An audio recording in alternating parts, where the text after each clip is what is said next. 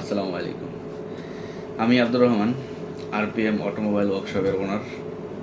So আমি আসলে ছোটোখাটো কিছু ব্যাপার নিয়ে কথা বলার জন্য একটা ভিডিও করতেছি। সেটা হচ্ছে, আমরা যারা রঙের কাজ করি,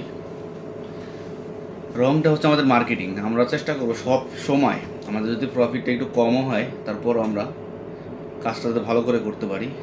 কারণ হচ্ছে, একটা গাড়ি রং করার পর রঙটা যদি ভালো হয়, আমি নিজে একজন রঙের লোক দেখে কাজ করে, যদিও আমি নিজের রঙের এক্সপার্ট হওয়া সত্ত্বেও আমি কিন্তু একটা গাড়ি যখন ভালো রং হয় তখন আমি চেষ্টা করি বা জানার চেষ্টা করি যে রংটা কোথা থেকে মারতে বা কী আসে বিষয়।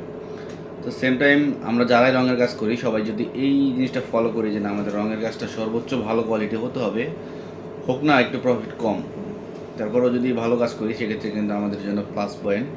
এটা আসলে আমরা যারাই রঙের কাজ করি বা করাই সবারই এই জিনিসটা জানা দরকার।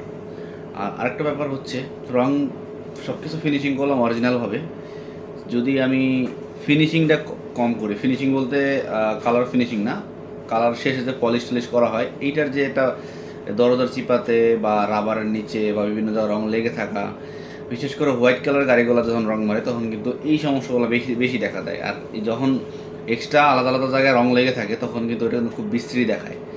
সুতরাং আমরা যারাই রঙের কাজ করি এই জিনিসের চেষ্টা করব যাতে আমরা সবসময় এই কাস্টমারকে স্যাটিসফাই করতে পারি। আর একটা মানুষ রং তো বারবার করে না, একটা গাড়ি ফুল যখন রং করে সর্বোচ্চ চেষ্টা করে যাতে তার রংটা ভালো হয়।